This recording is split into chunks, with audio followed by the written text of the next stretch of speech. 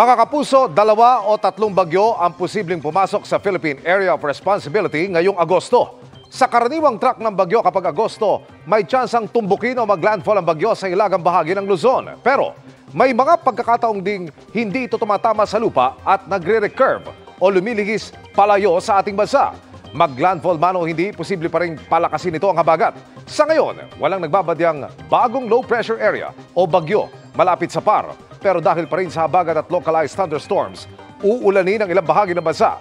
Base sa datos ng Metro Weather, umaga pa lamang ay may kalat-kalat na ulan na sa ilang probinsya. Sa hapon, may tsansa ng ulan sa halos buong Northern at Central Luzon, Calabarzon, Mimaropa at Bicol Region. Heavy to intense rains ang inaasahan sa maraming lugar kaya doble ingat sa posibleng pagbaha o landslide. Posible rin ang malalakas na ulan sa Panay at Negros Island, Samar Provinces at Central Visayas. Gayun din sa Zamboanga Peninsula, Sulu Archipelago, Northern Mindanao at Caraga. Nananatili rin ang posibilidad ng ulan sa Metro Manila at asahan ng malalakas na ulan kapag may localized thunderstorms.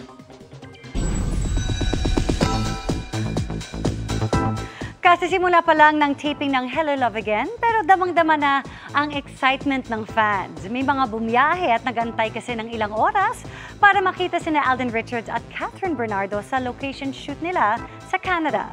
Yan ang chika ni Lars Santiago. Hello Canada! Already reprising his role as Isan sa Asia's multimedia star Alden Richards para sa Hello Love Again with Catherine Bernardo. Hinihintay pa rin natin na lumabas, guys. Ang fans at Pinoy sa Canada nagpakita na agad ng full support sa cast din. Marami sa kanila ang matyagang naghintay sa labas ng bahay kung saan kinukunan ang ilang eksena. Effort kung effort pa nga ang ilan na bumiyahe pa mula sa malalayong lugar. Punong-puno. Para lang masunyapan si Alden tsaka si Catherine. In between shoots, masayang binati ni na Alden at Cass ang kanilang supportive fans. Hi, Kat! Kat! Alden! Gusto? At game rin silang nakipagkwentuhan at nakipag-selfie. Definitely, one for the books.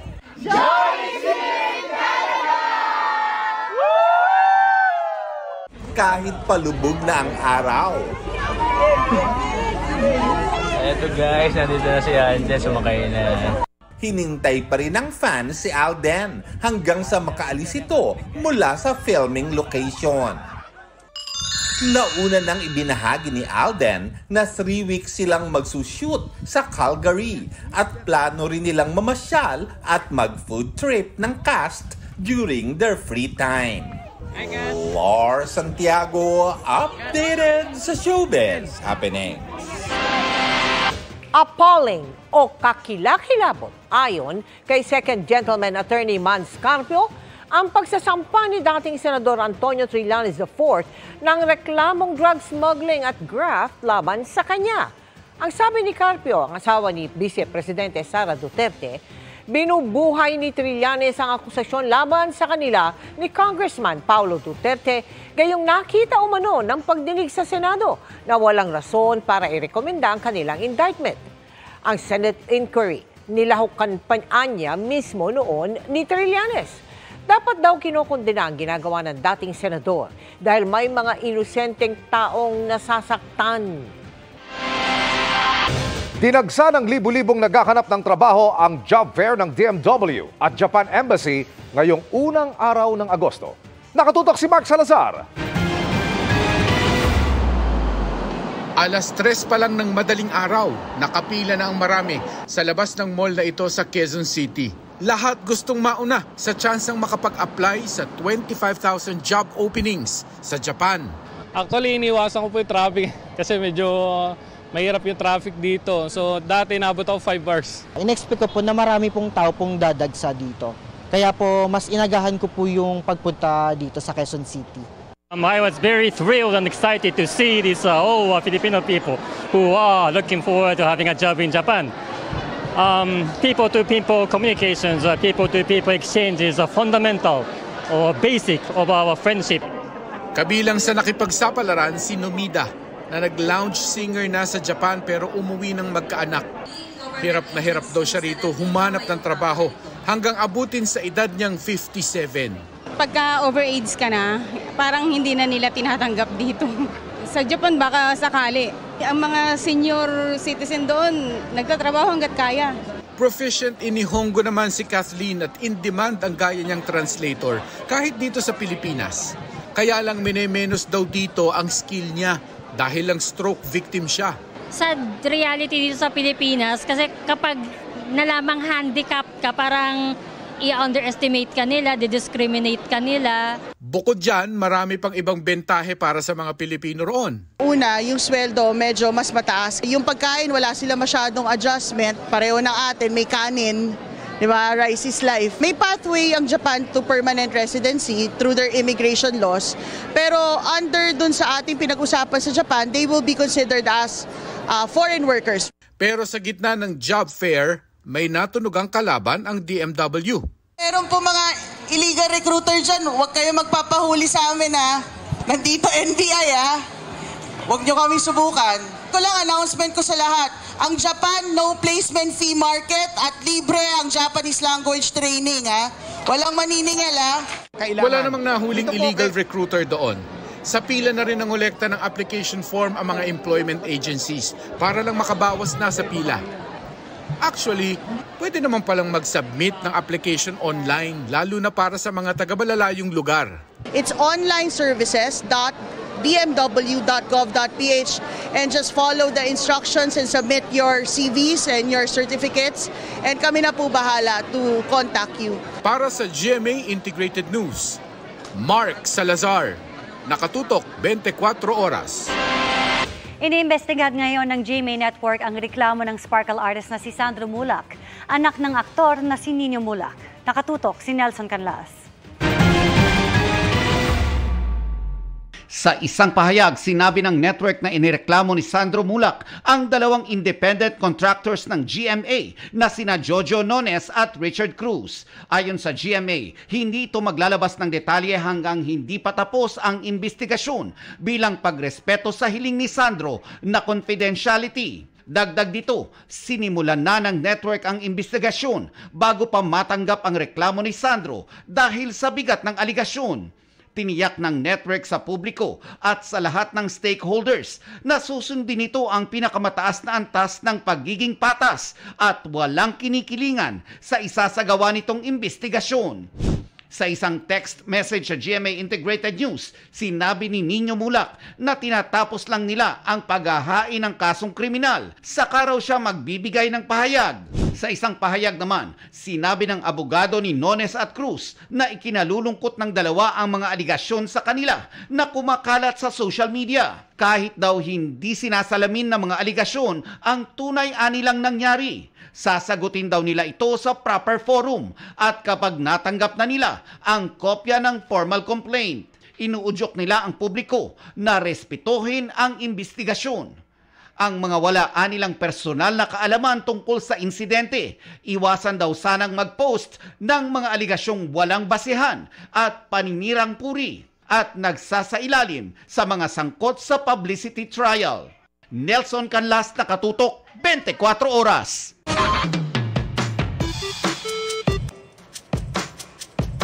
Magandang gabi mga kapuso. Ako po ang inyong Kuya Kim na magbibigay sa inyo ng trivia sa likod ng mga trending na balita.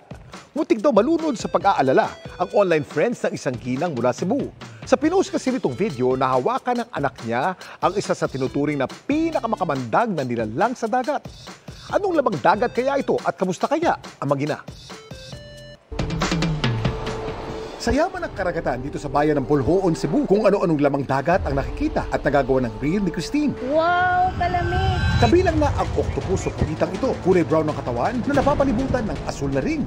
Yung octopus na yun, dinala yun ng bunso ko. Napakaganda ng color.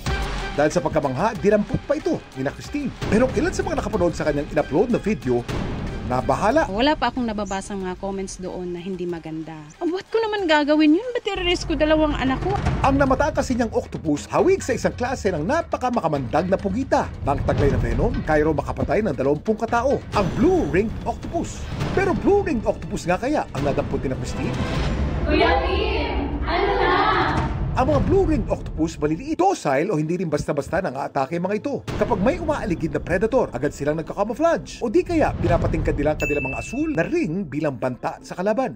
Pero pag worst comes to worst, ika nga, dito na nila ginagamit ang kanilang taglay na neurotoxin na kung tawagin ay tetrodotoxin. 1 milligram lang daw nito kaya na makaparalyze o makapatay ng tao. An average octopus can have a venom that can kill an equivalent or an average of about 20 to 26 adult human. Pero dahil docile lang mga ito, di naman nila agad-agad ginagamit pang-atake ang kanilang venom. It's only when it felt threatened or when you corner it will attack. The octopus shown in the video is a blue-ringed octopus. Kaya si Christine mapalad daw na hindi sila napano nang dinampot nila ang nakitang blue-ringed octopus. Kaya paalala ng eksperto, wag daw gagayahin ang ginawa ni Christine. Appreciate its beauty at a distance but do not initiate the organism to show its blue color because it's an organism that can literally pose a problem for our health. This is especially true for kids. Maliban sa blue-ringed octopus, may isa pang pugita na may taglay ding tetrodotoxin. Anong klaseng pugita ito? Gaya ng blue-ringed octopus, ang Mototi octopus. Maliit din pero ang taglay nitong tetrodotoxin maaaring magdulot ng paralysis o makapatay. Nabubuhay ang mga pugitang ito sa Indo-Pacific region at madalas naninirahan sa mababaw na tubig. Samantala, para malaman ng trivia sa likod ng viral na balita, tweet o comment lang, #Kuya Kim, ano na? Laging tandaan, importante ang may alam. Ako po si Kuya Kim at sagot ko kayo 24 oras. Kinestyon ng ilang senador kung ang reclamation sa Manila Bay ang dahilan ng pagbaha malapit sa Senado nang manalasa ang habagat na pinalakas ng bagyong Karina. May nalaman din ang Senado sa mahigit 5,000 flood control projects na ipinagmalaki ng gobyerno. Nakatutok si Mau Gonzalez. Hindi sinanto ng habagat na pinalakas ng bagyong Karina maging kalsada sa tapat ng Senado sa Pasay City. Unang pagkakataon lang nangyari yan. Kaya tanong ng mga senador sa pagdinig kanina, totoo ba? Binarahan nga ba ang daluyan ng tubig palabas ng Manila Bay? Reclamation ba ang dahilan ng pagbabaha? Kanya-kanyang turuan, kanya-kanyang hugas kamay. Dahil nga walang master plan. Ano bang gusto nyong mangyari dito? Gusto nyo bang magbuo tayo ng bagong ahensya? Walang sagot ang mga ahensya kung bumaha nga ba dahil sa reclamation. Ongoing pa kasi ang pag-aaral dito, lalo na pag may extreme events gaya ng bagyo na tumatama sa Manila Bay. Pero ayon sa DENR, may epekto talaga ang reclamation sa daloy ng tubig sa Manila Bay. Reclamation projects will slow down the flow of water and will change the circulation and retention of pollutants and organic materials that are already in the bay. This does not include yet what will be coming from the inland. I foresee flooding caused by reclamation projects. So isama na rin po natin sa master plan yung mga nire-reclaim ngayon dito sa Manila Bay. Unang inireport ni Senate President Cheese Escudero na kabilang sa nagpabaha ang kawalan ng gasolina ng pumping station malapit sa Senado. Pero pag-amin ng DPWH, may sira rin ang pumping station. Lumabas din sa pagdinig na mahigit 5,000 flood control projects na ipinagmalaking natapos na ng gobyerno, tagpi-tagping maliliit na proyekto pala. Ito yung immediate projects, engineering interventions all over the country na hindi ho kasama doon sa master plan. Ito yung standalone projects to provide immediate relief to low-lying areas. At ngayong 2024, walang pondo para sa malalaking flood control projects. Sa 2024 NEP, tinanggal, siniro ang lahat ng foreign assisted projects na malakihan, higit sa lahat sa flood control. Tama po ba? Tama po.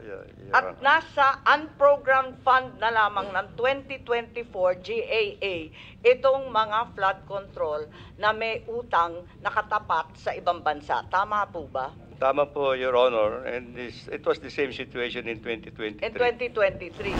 2 taon na ring walang pondo ang DPWH para sa dagdag na equipment para sa dredging o yung pag-aalis ng naiipong putik sa mga ilog para mapalalim. And this is the reason why yung lahat ng major rivers natin are silted and the riverbeds are very shallow. The riverbeds have become very shallow to a point that any downpour na tinatawag natin, mag-overflow po yung riverbanks. Sinita rin ng mga senador na wala pa ring iisang National Master Plan para tugunan ng baha na ayon sa DPWH ay ina-update na. Pero yung ibang master plan dyan, panahon pa ng ama ko, pero wala naman tayong napala kundi yung Dolomite Beach, hindi po ba? Kaya itatanong ko, saan inilalaan ang bilyong-bilyong pera kapag walang master plan? Meron din ho tayong maling ugali na tuwing nagpapalit ng Pangulo, nagpapalit din ng proyekto. So, kaya nga parang lumalabas, paulit-ulit ho yung plano kasi tuwing nagpapalit ng Pangulo, nagpapalit din ng plano. Pagtitiyak ng DPWH, ang 20-year flood control master plan sa Metro Manila na ginawa noong 2013 ay itinutuloy kahit nakatatlong administrasyon na. Para sa GMA Integrated News, Mav Gonzalez, nakatutok, 24 oras. Nakipagsabayan sa galing sa pag-arte ang child actors na bumida sa Pulang Araw. Isa riyan si Cassie Lavarias na bumida bilang ang batang Adelina. Kilalanin natin siya sa chika ni Aubrey Carampel. Sa pagsisimula ng kwento ng Pulang Araw bago ang malagim na digmaan, natunghayan ang masalimuot na kabataan ni na Adelina, Eduardo, Teresita, some peanuts and cracker jack, at Hiroshi. Si Hiroshi. Ang acting nila, stand out. Kinaaliwan at tinangaan si young Adelina na ginagampanan ng 11-year-old child actress na si Cassie Lavarias. Mula sa mata-mata acting, tiyak sa impyerno po kayo mapupunta! Hanggang sa tagos-pusong pag-arte. Manang-mana ko sa iyo! Na-overwhelm po ko sa lahat po ng mga comments po na binibigay po nila sa akin, papuri po. And just want to say thank you po sa pagsusupport po. Ayon sa netizens, perfect si Cassie sa role lalo't may pagkakahawig sila ng older version Adelina na si Barbie Forteza. Napakaganda po ni Ate Barbie, napakahusay niya po umarte, marami po siyang talent. And masaya lang po ako na ako po yung gumanap na yung Barbie Forteza po sa Pulang Araw. 6 years old nang magsimulang umarte sa telebisyon si Cassie. Siya rin ang gumanap na young Monique na karakter ni Barbie sa Maging Sino Ka Man. Matagal na raw niyang pangarap maging artista. Ang isa raw sa mga idolo niya, si older Eduardo, Asia's multimedia star Alden Richards. Na-starstruck po ako, di po ako makapagsalita po ng maayos. Sabi ko, pwede po papapicture. Yun na po nasabi ko and nag-thank you po ako kasi pumayag po siya magpa-picture po sa akin. And just na-starstruck lang po ako kasi pogi po ni Kuya Alden. Dahil sa ipinapakitang husay ni Cassie sa kanyang pagganap sa Pulang Araw, marami na raw ang nakakakilala sa kanya na nagre-request na magpa-picture. Sinasabi po nila, hoy, si Pulang Araw. Yun po yung tawag po nila sa akin ngayon, Pulang Araw po. Masaya, grateful, overwhelmed, excited, marami po. Like, di ko po maintindihan po kung ano po yung emotion po na anuhin ko. Aubrey Carampel, updated showbiz happenings.